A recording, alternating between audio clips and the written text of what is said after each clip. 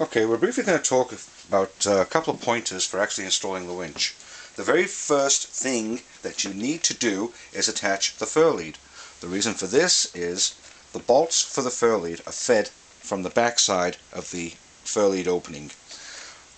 Once the winch is in place, you can't reach these bolts to slide them through. So attach the fur lead first. The second thing we need to attach are the ground wires. In your package you'll find that you've got this thick 2-gauge black ground wire that gets attached directly to your negative on the battery. Not the bumper, not the frame, but directly to your battery.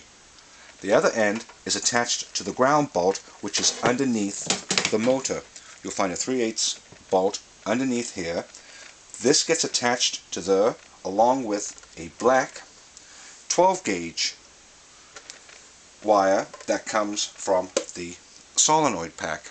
This is your ground for the solenoid, and this is the ground for the motor. Again, this needs to be attached to your negative on your battery.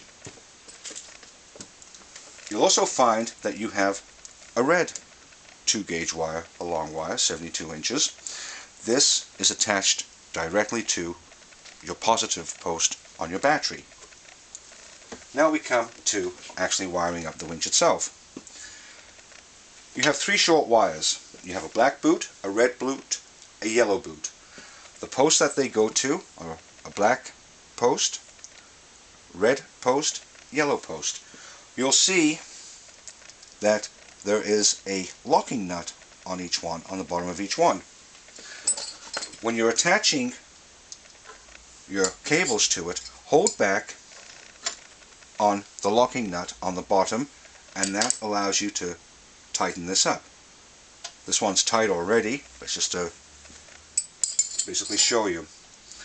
After you've got them attached, and before you slide the boots over, it's a good idea to use some dielectric grease or synthetic grease and coat the posts and then slide the boots over.